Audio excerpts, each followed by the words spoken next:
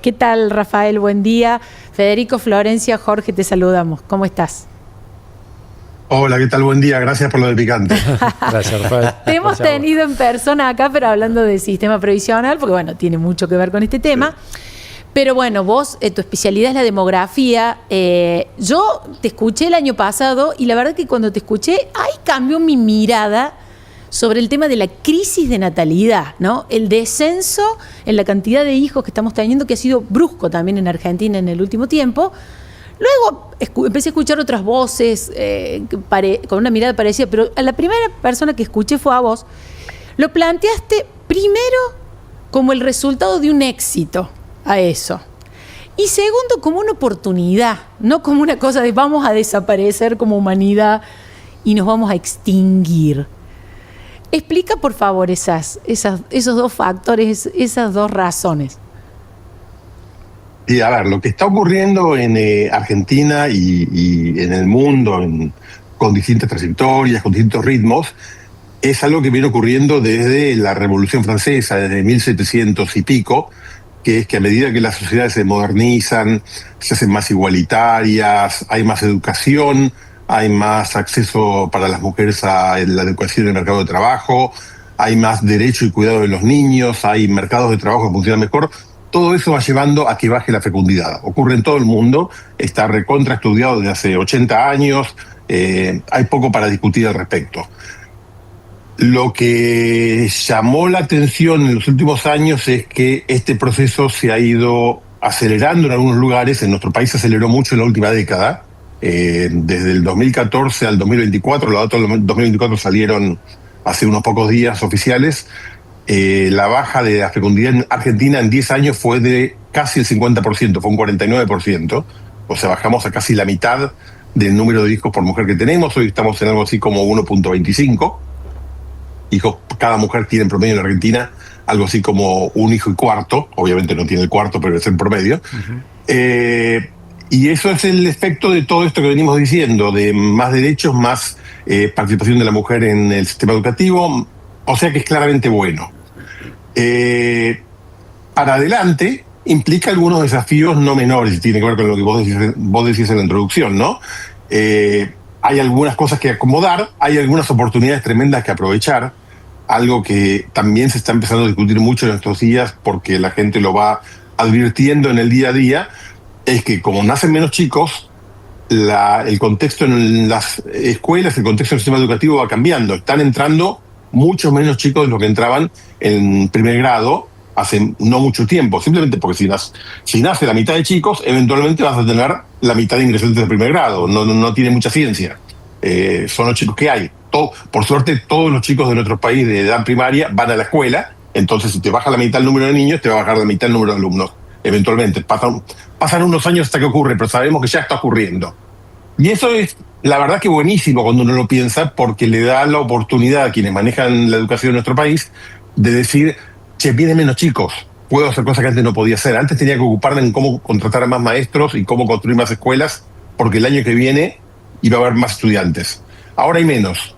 Entonces puedo hacer más escuelas de tiempo completo, puedo sacar a algunos docentes del frente de aula que no me hacen falta y mandarlos a formarse para que vuelvan con un posgrado siendo mejores maestros, o puedo hacer que algunos docentes, en lugar de estar al frente de un aula, se dediquen a tutorías y trabajen uno a uno con chicos que tienen alguna dificultad. Puedo hacer un montón de cosas que me permiten mejorar la educación. Puedo cerrar una escuela que se está cayendo a pedazos y sale carísimo mantenerla y concentrar a los chicos en otra escuela del barrio que sea más moderna. Puedo hacer un montón de cosas que me permiten mejorar la calidad.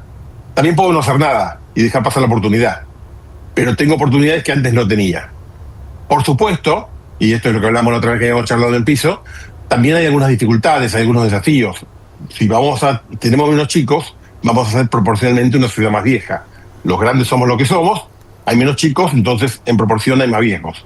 Si eso es así, el sistema previsional tiene dificultades. La habilidad que tenemos para pagar jubilaciones a un número creciente de población elegible es obviamente un desafío. Es un desafío que se puede solucionar, que requiere orden, que requiere algunas reformas. Hay muchos países en el mundo mucho más viejos que nosotros y que tienen sistemas previsionales que funcionan mejor. No es una ciencia oculta lo que hay que hacer. Lo que hay que hacer básicamente es ordenar. Nosotros tenemos un sistema que es muy desprolijo, que tiene muchas inequidades, que tiene muchas ineficiencias, más que nada porque tenemos el sistema nacional, pero después tenemos cerca de 200 regímenes de excepción, entre los regímenes provinciales, como el que tienen ustedes en Córdoba para los empleados públicos, regímenes especiales, regímenes diferenciales, militares, policías, no contributivas, cajas profesionales, todo eso son como 200, y ahí hay de todo. Por eso es que en Argentina seguimos teniendo gente que se jubila a los 45, 50 años. Seguimos teniendo gente que cobra 2 o 3 beneficios. Eso que está mal en un contexto de una sociedad joven, es complicadísimo en una sociedad que envejece, porque todo se agranda, todo se exagera, todo se hace más preocupante.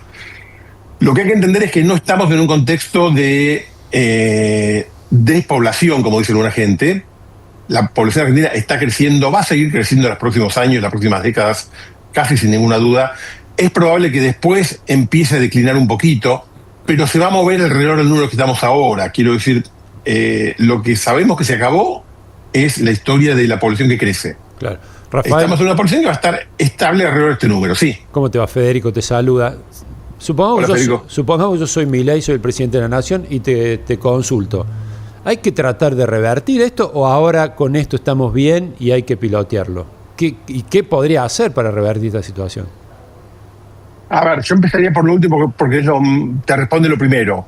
Es muy poco lo que puedes hacer para revertirlo. Esto no cambia porque si vos lo pensás individualmente, ¿qué tengo que darte o decirte a vos para que vos decidas tener un hijo si no lo estabas pensando? No hay nada. Un incentivo económico. La decisión de... ¿No? ¿Cuántas plata te... A ver, dale. ¿Cuántas plata te tengo que dar para que tengas un hijo en 6 meses? No, pensando en alto. Sí. No digo a futuro, durante 10 años, durante 20 años. No. Es muy difícil, es muy caro. Hay países que han puesto muchísima plata y tienen impactos muy chiquitos. Es muy importante tener buenas políticas de familia. Es muy importante proteger a la gente que quiere tener hijos. Primero porque es un derecho y porque está bien hacerlo. Y segundo porque si te preocupa que baja la natalidad, una cosa que tenés que hacer es hacerle la vida más fácil a quien quiere tener hijos. Eso es útil, porque hay gente que está pensando, dudando, no sabe cómo hacer, y si vos le haces la vida más fácil, se puede. En eso Argentina tiene problemas y debería estar discutiendo cómo modificarlos. 2 o 3 ejemplos muy rápidos. Si vos mañana tenés un hijo, tenés 2 días de licencia. Sí. Literalmente, los varones en Argentina, por la ley de contrato de trabajo, tienen 2 días de licencia. Y las mujeres tienen 3 meses. Que es más, pero sigue siendo poquito, porque son 3 meses en realidad, en total. En teoría es 45 días antes del parto y 45 días después. Y después arreglátela. Porque no hay sistema de cuidados públicos, porque los sistemas privados son algunos buenos, otros malos, pero caros, porque es difícil. Y si además vos querés, como seguramente vas a querer, porque es lo que cada vez queremos más, que tu hijo tenga buena educación, que tenga oportunidades, que además de ir a la escuela buena pueda ir a alguna actividad artística y además pueda hacer algún deporte y además aprender idiomas, es carísimo y lo vas a terminar mandando a una escuela privada si podés, porque la escuela pública no te da todo eso. Entonces, lo que podría hacer el gobierno argentino, cualquier gobierno, que le preocupe la natalidad, es empezar a hacerle la vida más fácil a quien quiere tener hijos. ¿Cómo? Mejorando estas cosas.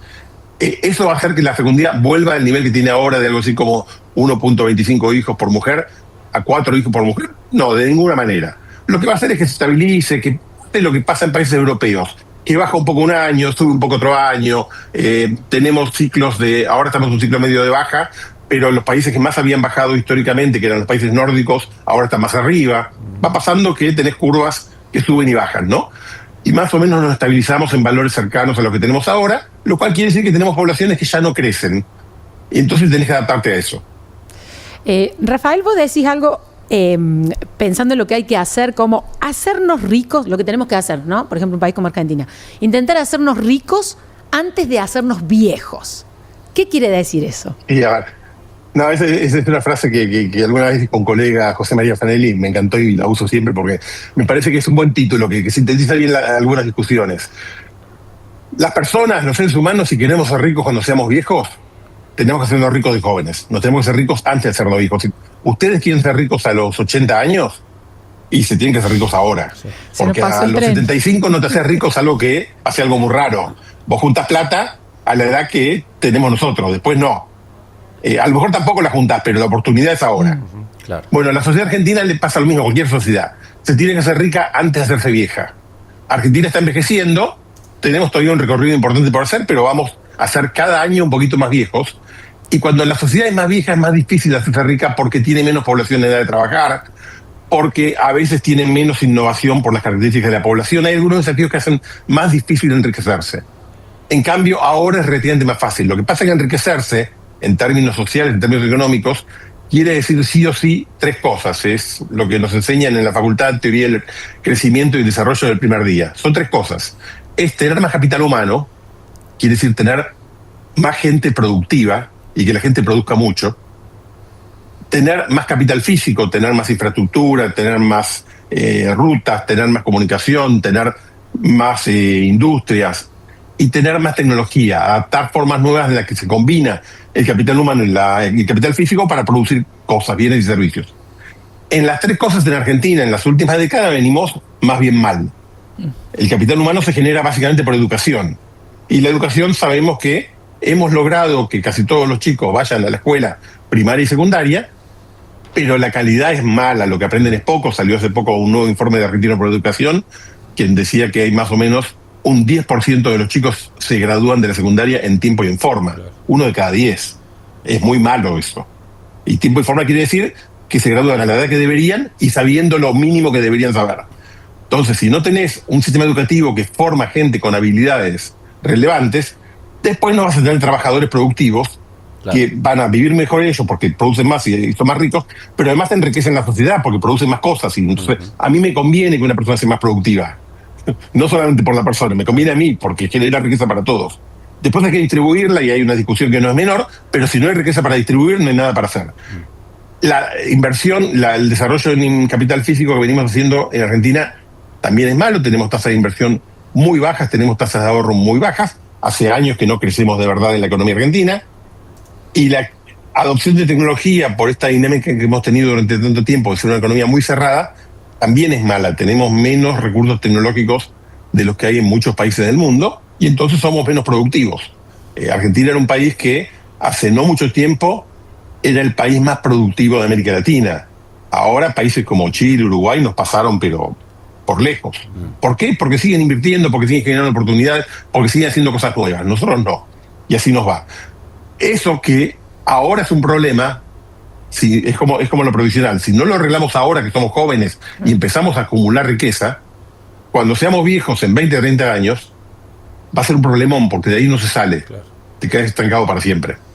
Entonces tenemos que concentrarnos mucho en esta discusión. Y es una discusión difícil porque me imagino las autoridades nacionales, provinciales, quien sea, están todos los días apagando incendios y discutiendo el índice de precio del mes que viene, que hay una ruta que está rota.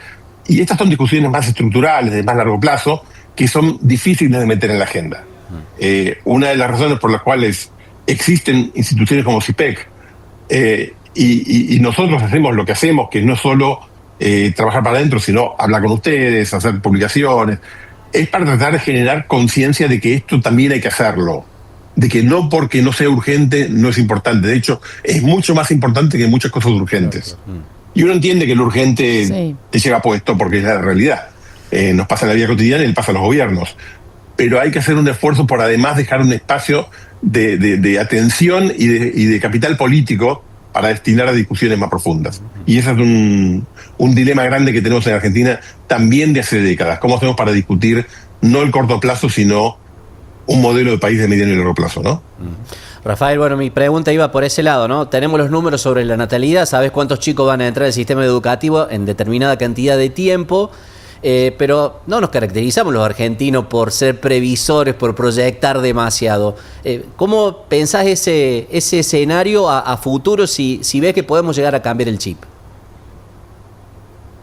A ver, yo creo que se puede cambiar porque no es algo que está en el ADN, no es genético, es un problema de cómo funciona la sociedad, cuáles son las demandas de la sociedad y de los gobernantes y cuáles son los mensajes de los gobernantes hacia la sociedad. Se puede revertir. No se revierte mágicamente, no ocurre porque un día cambió algo, porque llovió y entonces empezamos todos a funcionar distinto. Es un proceso que requiere que quienes lideran la sociedad asuman la responsabilidad de decir cosas que no siempre son simpáticas, pero que hacen falta, y parte del problema es que cuesta hacer eso porque cuesta plantarse. A ver, déjame decirlo con claridad. El régimen, y yo sé que esto a muchos oyentes de ustedes no les va a gustar, el régimen previsional de los empleados públicos de Córdoba no debería existir. Es legal, está todo bien, tienen derecho. No es bueno para la sociedad argentina que exista porque genera inequidades, porque un empleado público de Córdoba cobra una jubilación mejor que uno que fue empleado privado haciendo lo mismo toda la vida, y es injusto. Y es caro y cuesta plata para la provincia, cuesta plata para los contribuyentes, cuesta plata para todos. Dicho esto, es legal que exista. Ahora, que un dirigente político cordobés se plante y diga esto, y es complicado porque lo van a insultar, porque no lo van a votar, porque entiendo que le cuesta mucho hacerlo, pero es difícil. Lo que nosotros podemos hacer desde donde estamos es decirlo, explicar por qué, no porque somos malvados, sino porque hay un problema que hay que resolver y porque las cosas pueden funcionar mejor de otra manera. Explicárselo a los políticos, pero además, de vuelta vuelvo a esto porque creo que es muy importante, explicárselo a ustedes, no porque ustedes tres no lo entiendan, ustedes lo entienden, pero para usarlos ustedes como canal para explicárselo a la gente, que yo creo que en general lo entiende. Una cosa que tenemos ahora, que creo que ha mejorado mucho en Argentina desde hace no mucho tiempo, es que la gente entiende más que hay que tomar decisiones difíciles y que hay que aceptarlas. No siempre está claro cuáles son las decisiones. Por supuesto que uno está más de acuerdo en tomar decisiones difíciles cuando afecten a otro y no a uno, y es inevitable que pase eso, nos pasa a todos. Pero es más fácil ahora discutir estas cosas que hace unos años. Hace unos años era muy difícil decir cualquier cosa que no fuese cómo hacer para que todos vivamos mejor la semana que viene. Y entonces estamos diciendo, mira, el problema es cómo hacemos para que vivamos mejor entre 30 años, y eso implica algunos cambios de conductas ahora, un poquito para peor. ¿Por qué? Porque hay que ahorrar más y consumir menos, porque hay que pagar menos jubilaciones a gente joven de la que estamos pagando, porque hay que sentarse con los gremios docentes y decirle, miren, hay que cambiar las reglas de juego, ustedes no pueden seguir funcionando como funcionaron hasta ahora. Todas esas cosas tienen costos, hay gente que se va a enojar, hay alguna gente que pierde un poco, hay que ver cómo se manejan esas discusiones, pero si no lo hacemos, tenemos un problema muy serio.